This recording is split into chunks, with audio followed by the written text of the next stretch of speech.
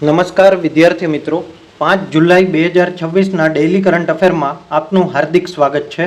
મિત્રો, છેલ્લે સુધી જોડાયેલા રહેજો જેથી કરીને અગત્યનો એક પણ ટોપિક આપનાથી મિસ ન થઈ જાય. Question number 1.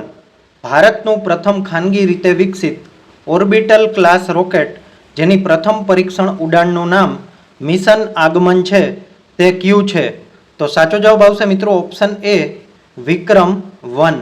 હવે મિત્રો, વિક્રમ-1 ભારતનું પ્રથમ ખાનગી રીતે વિકસિત ઓર્બિટલ રોકેટ છે.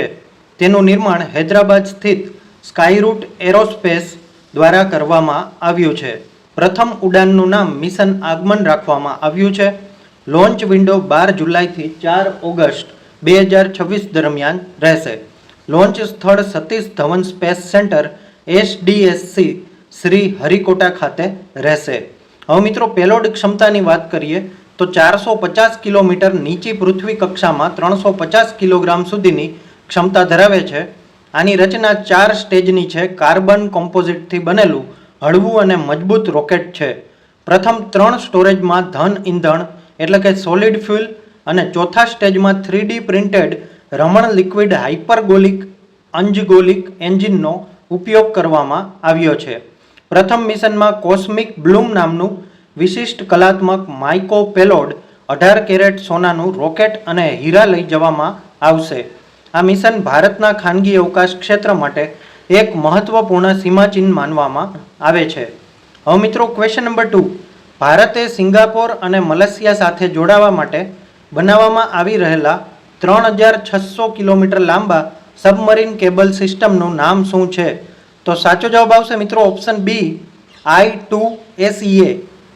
હવે મિત્રો, I2SEA India south east Asia Bharat, Singapore અને મલેશિયાને જોડતી 3600 કિલોમીટર લાંબી submarine fibre optical cable system છે. જુલાઈ 2026માં આ પ્રોજેક્ટ માટે કરારો થયા. ભારતની AI, ક્લાઉડ અને હાઇપરસ્પીડ ડેટા જરૂરિયાતોને ધ્યાનમાં રાખીને વિકસાવવામાં આવી રહી છે. કોન્સોર્ટિયમની વાત કરીએ તો લાઇટસ્ટોર્મ, માઇક્રોસોફ્ટ, સિંગતેલ અને ટાટા કોમ્યુનિકેશન માટે આનો ઉપયોગ કરવામાં આવશે. ભારતમાં લેન્ડિંગ સ્ટેશનની વાત કરીએ તો મછલીપટ્ટનમ આંધ્રપ્રદેશ અને સાઉથ ચેન્નાઈ તમિલનાડુ ખાતે રહેશે. હવે મિત્રો, ટેકનિકલ ભાગીદારીમાં NEC કોર્પોરેશન જાપાનની કંપની છે અને મરીન ઇન્સ્ટોલેશન માટે એશિયન કેબલશિપ પ્રાઇવેટ લિમિટેડ ACPL રહેશે.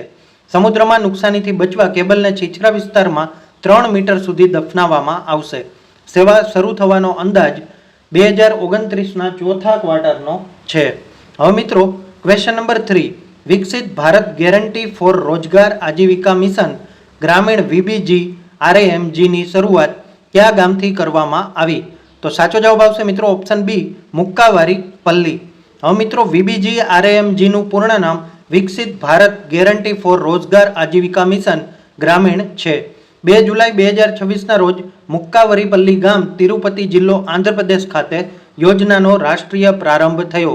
આ યોજના મનરેગાના સ્થાને અમલમાં આવી છે. VBG-RAMG એક્ટ 2025 1 જુલાઈ 2026થી અમલમાં આવશે. હવે રોજગારની ગેરંટી 100 દિવસથી વધારી 125 દિવસ કરવામાં આવી છે. વાવણી અને લણણી દરમિયાન 60 દિવસનો નો વર્ક સમયગાળો રાખવામાં આવ્યો જેથી ખેડૂતોને મજૂરોની અછત ન પડે.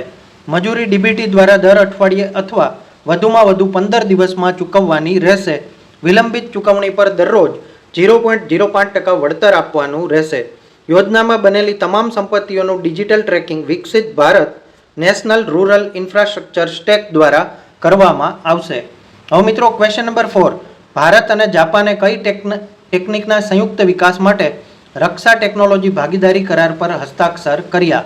તો સાચો જવાબ આવશે મિત્રો unified complex radio antenna unicorn. હવે મિત્રો, ભારત અને જાપાને જુલાઈ 2026માં unicorn unlimited communication and radio networking સિસ્ટમના સંયુક્ત વિકાસ માટે ઐતિહાસિક સંરક્ષણ કરાર કર્યા. આ ભારત અને જાપાનનો પ્રથમ સંયુક્ત સૈન્ય હાર્ડવેર વિકાસ પ્રોજેક્ટ છે. યુનિકોર્ન એ આગામી પેઢીની સ્ટેલ્થ નેવલ એન્ટેના સિસ્ટમ છે. તેમાં વિવિધ કોમ્યુનિકેશન અને રડાર એન્ટેનાને એક જ હોર્ન આકારના માસ્કમાં એકીકૃત કરવામાં આવે છે. હવે મિત્રો, આ ટેકનોલોજી યુદ્ધ જહાજનું રડાર ક્રોસ સેક્શન RCS ઘટાડે છે જેથી દુશ્મન માટે તેને શોધવું મુશ્કેલ બને છે. મેક ઇન ઇન્ડિયા હેઠળ ભારત ઇલેક્ટ્રોનિક્સ લિમિટેડ બેલ ભારતમાં તેનું ઉત્પાદન અને એકીકરણ કરશે. NEC કોર્પોરેશન સહિતની જાપાની કંપનીઓ ભારતને ટેકનોલોજી ટ્રાન્સફર કરશે. ભારતીય નૌકાદળ તેના આગામી નેક્સસ જનરેશન યુદ્ધ જહાજમાં યુનિકોર્ન સિસ્ટમ સ્થાપિત કરશે. હવે મિત્રો ક્વેશ્ચન નંબર 5. અદાણી એન્ટરપ્રાઇઝીસ લિમિટેડે 11.5 બિલિયનના ગ્રીનફિલ્ડ એલ્યુમિનિયમ પ્રોજેક્ટ માટે કઈ રાજ્ય સરકાર સાથે સમજૂતી કરી છે? તો સાચો જવાબ આવશે મિત્રો ઓપ્શન બી, ઓડિશા. હવે મિત્રો અદાણી એન્ટરપ્રાઇઝીસ લિમિટેડે ઓડિશા સરકાર સાથે 1.08 લાખ કરોડ $11.5 બિલિયનના રોકાણ માટે MOU કર્યા. આ પ્રોજેક્ટ અદાણી એન્ટરપ્રાઇઝીસ અને અબુધાબીની ઇન્ટરનેશનલ રિસોર્સ હોલ્ડિંગ વચ્ચે 50-50% સંયુક્ત સાહસ તરીકે વિકસાવવામાં આવશે. આ ભારતના ધાતુ ક્ષેત્રના અત્યાર સુધીમાં સૌથી મોટું FDI રોકાણ છે. રોકાણના તબક્કા પહેલામાં 66,000 કરોડ અને બીજામાં 44,000 કરોડનું રોકાણ કરવામાં આવશે. પ્રોજેક્ટમાં સામેલ 4 MTPA alumina refinery, 2 MTPA aluminium smelter, 4,000 megawatt captive power plant, 1 MTPA downstream aluminium manufacturing park બનાવવામાં આવશે. અંદાજે 53,500 રોજગારીની તકો ઊભી થશે. હવે મિત્રો ક્વેશ્ચન નંબર 6. વિઝાએ ભારતમાં ક્રેડિટ કાર્ડ ધારકો માટે કઈ OTP રહિત પ્રમાણીકરણ પ્રણાલી શરૂ કરી? તો સાચો જવાબ આવશે મિત્રો ઓપ્શન બી, વિઝા પેમેન્ટ પાસકી. હવે મિત્રો વિઝા દ્વારા OTP વગરની ઓનલાઈન પેમેન્ટ ઓથેન્ટિકેશન માટે વિઝા પેમેન્ટ પાસકી સેવા શરૂ કરવામાં આવી. તેમાં SMS આધારિત OTPની જરૂર રહેતી નથી. વપરાશકર્તા ફિંગરપ્રિન્ટ, ફેસ ID, પિન અથવા પાસવર્ડ દ્વારા ટ્રાન્ઝેક્શનને મંજૂરી આપી શકે છે. આ સેવા FIDO ફાસ્ટ આઇડેન્ટિટી ઓનલાઈન સુરક્ષા ધોરણો પર આધારિત છે જે ફિશિંગ અને સિમ સ્વેપ જેવી છેતરપિંડી સામે વધુ સુરક્ષા આપે છે. હવે મિત્રો શરૂઆતમાં Myntra, Paytm, make my trip, Tata Starbucks, Reliance digital અને ઇટ્સયોર જેવા પ્લેટફોર્મ પર ઉપલબ્ધ કરવામાં આવી છે. આ ઉપરાંત રોઝર પે, પેયુ અને જસ્ટ પે દ્વારા તેનું એકીકરણ કરવામાં આવ્યું છે. આ સેવા RBIના અલ્ટરનેટિવ ફેક્ટર ઓથેન્ટિકેશન માળખા સાથે સુસંગત છે. IDFC ફર્સ્ટ બેંક દ્વારા UPI સેવાઓની સેકન્ડ ફેક્ટર ઓથેન્ટિકેશન માટે વર્ચ્યુઅલ ક્રેડિટ કાર્ડ રજૂ કરવામાં આવ્યું છે. હવે મિત્રો ક્વેશ્ચન નંબર 7. જુલાઈ 2026 સુધી એથ્લેટિક્સ ઇન્ટિગ્રિટી યુનિટ AIUની ડોપિંગ ઉલ્લંઘન સૂચિમાં કયો દેશ ટોચ પર છે? તો સાચો જવાબ આવશે મિત્રો ઓપ્શન બી, ભારત. હવે મિત્રો જુલાઈ 2026 સુધી એથ્લેટિક્સ ઇન્ટિગ્રિટી યુનિટની વૈશ્વિક ડોપિંગ ઉલ્લંઘન યાદીમાં ભારત પ્રથમ સ્થાને છે. સક્રિય પ્રતિબંધિત વ્યક્તિઓમાં ભારત 162, કેન્યા 148 અને રશિયામાં 60 કરતાં વધારે છે. સતત વધતા એન્ટી ડોપિંગ રૂલ વાયોલેશન ADRVSને કારણે એથ્લેટિક્સ ફેડરેશન ઓફ ઇન્ડિયાને કેટેગરી A સૌથી વધુ જોખમવાળી શ્રેણીમાં મૂકવામાં આવ્યું છે. હવે આંતરરાષ્ટ્રીય સ્પર્ધામાં ભાગ લેનારા ભારતીય ખેલાડીઓ માટે out of competition dope testing વધુ કડક બનાવવામાં આવશે.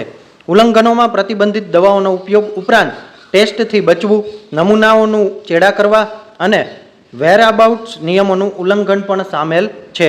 હવે મિત્રો ક્વેશ્ચન નંબર 8. કેન્દ્ર સરકારે સ્ટેમ સેલ જીન થેરાપી અને જેનોગ્રાફ્ટ ઉત્પાદનોના નિયંત્રણ કરવા માટે કયા નિયમમાં સુધારો કર્યો? તો સાચો જવાબ આવશે મિત્રો ઓપ્શન એ, ઔષધિ નિયમ 1945. હવે મિત્રો કેન્દ્ર સરકારે ડ્રગ રૂલ્સ 1945માં સુધારો કરીને ડ્રગ્સ એક્ટ અમેન્ડમેન્ટ રૂલ 2026 જાહેર કર્યો. આ સુધારો આરોગ્ય અને પરિવાર કલ્યાણ મંત્રાલય દ્વારા કરવામાં આવ્યો. સ્ટેમ સેલ આધારિત ઉત્પાદનો, જેન થેરાપી પ્રોડક્ટ્સ અને ક્ષેનોગ્રાફ્ટને હવે સેન્ટ્રલી લાયસન્સ અપ્રુવિંગ ઓથોરિટી હેઠળ લાવવામાં આવ્યા. હવે આ સારવાર ઉત્પાદન અને આયાત પર કેન્દ્ર અને રાજ્ય લાયસન્સિંગ સત્તાઓ સંયુક્ત રીતે નિયંત્રણ રાખવામાં આવશે. સમગ્ર દેશમાં ગુણવત્તા, સલામતી અને અસરકારકતા માટે એક સમાન નિયમો લાગુ થશે. આ નિયમો CAR T cell therapy, CRI SPR આધારિત જેન થેરાપી અને ઝેનોગ્રાફ્ટ પ્રાણીજન્ય જેવી આધુનિક સારવારને આવરી લેશે. હવે મિત્રો ક્વેશ્ચન નંબર 9. રાષ્ટ્રીય સડક સુરક્ષા બોર્ડના નવા અધ્યક્ષ તરીકે કોની નિમણૂક કરવામાં આવી? તો સાચો જવાબ આવશે મિત્રો ઓપ્શન બી, નીતિન રમેશ ગોકર્ણ. હવે મિત્રો ડૉક્ટર નીતિન રમેશ ગોકર્ણ નિવૃત્ત IASને નવા રચાયેલા રાષ્ટ્રીય માર્ગ સુરક્ષા બોર્ડ નેશનલ રોડ સેફ્ટી બોર્ડના પ્રથમ અધ્યક્ષ તરીકે નિયુક્ત કરવામાં આવ્યા. તેઓ 1990 બેચના ઉત્તર પ્રદેશ કેડરના IAS અધિકારી છે. 1 જુલાઈ 2026ના રોજ કેન્દ્ર સરકારે મોટર વાહન અધિનિયમ 1988ની કલમ 215B હેઠળ NRSBની રચના કરી છે. બોર્ડમાં વિવિધ રાજ્યોના પરિવહન કમિશનરો, એડીજીપી અને માર્ગ સુરક્ષા નિષ્ણાતોનો સમાવેશ કરવામાં આવ્યો છે. બોર્ડનો મુખ્ય હેતુ રસ્તા અકસ્માતો અને માર્ગ મૃત્યુ ઘટાડવા માટે માર્ગ સુરક્ષા નીતિઓ, ધોરણો અને માર્ગદર્શિકાઓ તૈયાર કરવા તથા સંકલન કરવામાં આવશે. હવે મિત્રો, ક્વેશ્ચન નંબર 10. આંતરરાષ્ટ્રીય બુકર પુરસ્કારનું નવું સત્તાવાર નામ શું રાખવામાં આવ્યું? સાચો જવાબ આવશે મિત્રો ઓપ્શન એ, બુકમેન ઇન્ટરનેશનલ બુકર પ્રાઇઝ. હવે મિત્રો, ઇન્ટરનેશનલ બુકર પ્રાઇઝનું નામ બદલીને બુકમેન ઇન્ટરનેશનલ બુકર પ્રાઇઝ રાખવામાં આવ્યું. આ ફેરફાર બુકર પ્રાઇઝ ફાઉન્ડેશન અને બુકમેન ફિલાન્થ્રોપીસ વચ્ચેના 10 વર્ષના પ્રાયોજક કરાર બાદ થયો. બુકમેન ફિલાન્થ્રોપીસની સ્થાપના દિમિત્રી બુકમેન અને દારિયા બુકમેન દ્વારા કરવામાં આવી છે. નવા નામ સાથેનો આ પુરસ્કાર 2027થી આપવામાં આવશે. વિજેતા માટેની કુલ ઇનામ રકમ 50,000થી વધારી 1 લાખ કરવામાં આવી છે. ઇનામી રકમ લેખક અને અનુવાદક વચ્ચે સમાન હિસ્સો 50-50% વહેંચાશે. શોર્ટલિસ્ટ થયેલા દરેક પુસ્તક માટે 5,000નું ઇનામ યથાવત રહેશે. 2027ની જ્યુરીના અધ્યક્ષ કેટી કિટામુરા રહેશે. હવે મિત્રો, આ વિડીયો જોવાથી તમારા નોલેજમાં વધારો થયો હોય, વિડીયોને એક લાઇક જરૂરથી આપી દેજો. તમે કઈ એક્ઝામની તૈયારી કરો છો એ કમેન્ટ કરી અને જણાવી દેજો. તમારા મિત્રો કોઈ તૈયારી કરતા હોય તો આ વિડીયો અચૂકથી અમને શેર કરી દેજો. ચેનલમાં નવા હોય તો ચેનલને સબસ્ક્રાઇબ કરી લેજો અને બેલ આઇકન પણ દબાવી દેજો, જેથી કરીને આવનારી એક પણ અગત્યની માહિતી આપનાથી મિસ ન થઈ જાય. ધન્યવાદ.